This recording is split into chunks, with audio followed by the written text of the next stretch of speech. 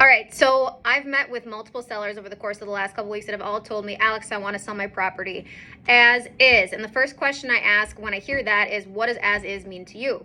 I can tell you, if you walked into a room full of 10 real estate agents and you ask them what as is means, they would all give you a completely different answer. So let me break it down for you. So if you were a seller looking to include an actual as is addendum with the purchase agreement, all that states is that the buyer is agreeing to purchase it as is and where is in its current condition, no changes.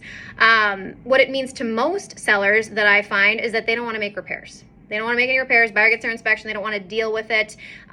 Whether that's, I don't want to make repairs and I don't want to offer concessions, so the buyer can either move ahead, as is, or maybe what it means is that, hey, I just don't have the money to front the cost of repairs. So if the buyer gets their inspection, they can buy it as is, but maybe they're willing to make concessions for those repairs to keep it together. So most oftentimes when I see the actual as is addendum included in a purchase agreement is for estate sales, properties that family members are helping to sell for maybe a deceased family member. And in that case, they do want to remove all liability from them after closing. And so what they do then is they fill out the as is addendum and then fill out simultaneously the waiver of disclosure. That is what removes your liability after closing. It is not the as-is addendum itself. It is those two paired together.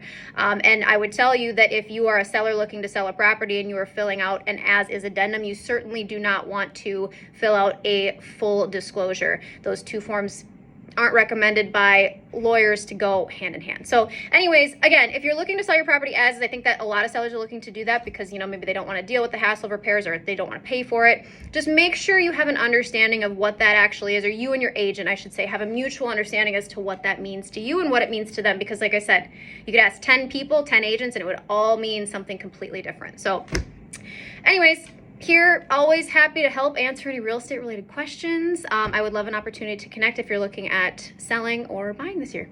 Anyways, enjoy the beautiful day today. Cheers.